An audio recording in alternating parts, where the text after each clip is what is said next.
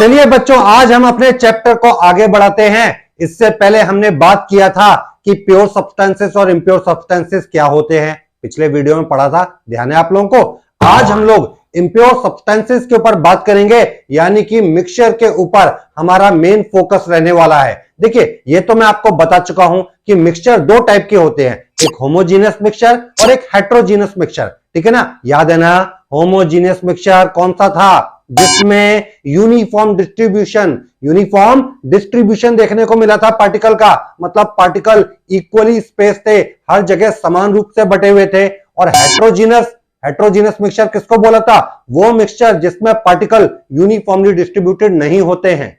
अब आपको याद है ना कि मैंने बताया था कि होमोजीनियस मिक्सचर को कई बार सॉल्यूशन के नाम से भी बुलाते हैं। ठीक है ना, सॉल्यूशन के नाम से भी होमोजीनियस मिक्सचर को बुलाया गया है। तो अब हम यही देखने वाले हैं कि मिक्सचर एक्चुअली कितने टाइप के होते हैं। वैसे तो मैं आपको बता चुका हूं कि होमोजीनियस और हेट्रोजीनियस दो टाइप के मिक्सचर हैं, लेकिन और थोड़ा डिटेल में समझ लिया जाए। मान लेते हैं हमारे पास 3 बीकर हैं। ठीक है ना, यहां पर आप देख पा रहे हैं मैंने 3 बीकर यानी कि 3 मग लाइक स्ट्रक्चर यहां पर रख लिए हैं। 3 वेसल हैं हमारे पास, जिन्हें मैं बीकर के नाम से बुला रहा हूं। एक है बीकर ए, एक है बीकर बी और एक है बीकर सी। तीनों बीकर में हमने 50 मिलीलीटर वाटर डाल दिया है। कितना वाटर डाला है? 50 मिलीलीटर वाटर फिल कर दिया है, क्योंकि हम यहां पर कुछ मिक्सचर क्रिएट करने वाले हैं। तीनों बीकर में मैंने सेम अमाउंट ऑफ वाटर लिया है, आप देख सकते हैं। अब बच्चों, बीकर ए में हम शुगर ऐड कर देते हैं। ठीक है ना, बीकर ए में क्या ऐड किया है? शुगर। बीकर बी में हम थोड़ा सा चौक मिला देते हैं, चौक ऐड कर देते हैं। और बीकर सी में हम थोड़ा सा मिल्क मिला देते हैं। हमने तीनों बीकर में, बीकर ए बी सी में कुछ ना कुछ मटेरियल वाटर में डिसॉल्व कर दिया है। बीकर ए में हमने शुगर मिला दिया, बीकर बी में हमने चौक मिला दिया और बीकर सी में हमने थोड़ा सा मिल्क ऐड कर दिया। अब इनको डिसॉल्व करते हैं, घोलते हैं। तो देखिए क्या दिख रहा है आपको?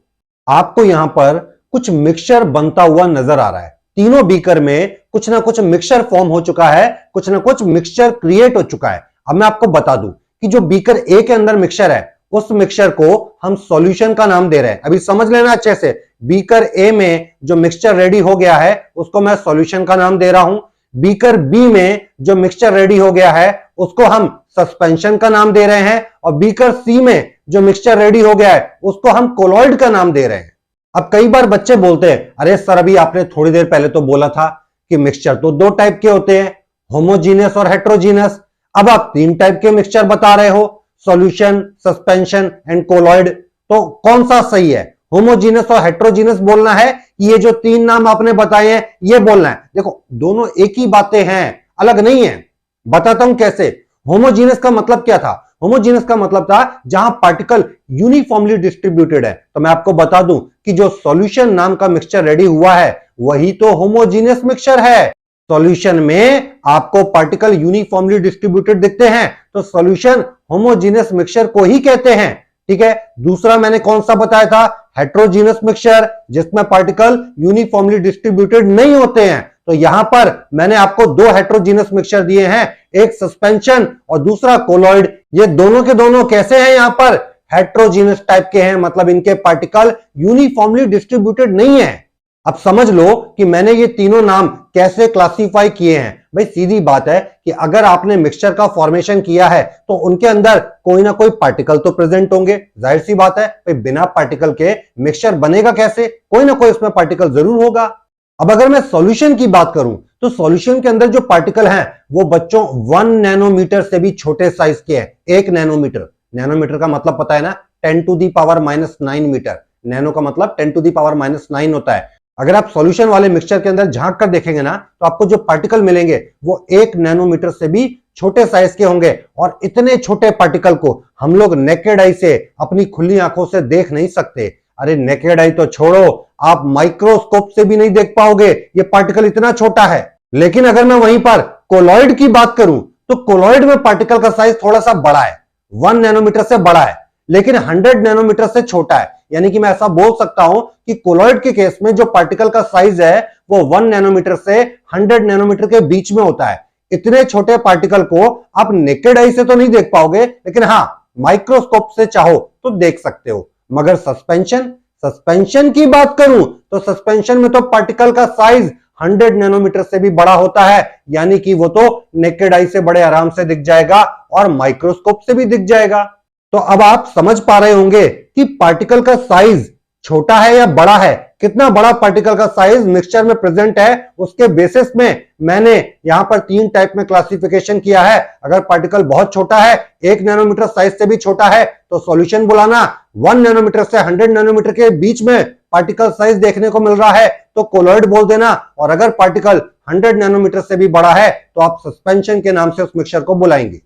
और अगर होमोजेनस और हेट्रोजीनस की बात करूं तो केवल सॉल्यूशन नेचर वाइज होमोजेनस है, बाकी हमारे कोलॉइड और सस्पेंशन दोनों के दोनों कैसे हैं, हेट्रोजीनस टाइप के हैं, यानी कि इनमें आपको यूनिफॉर्म डिस्ट्रीब्यूशन पार्टिकल का देखने को नहीं मिलता।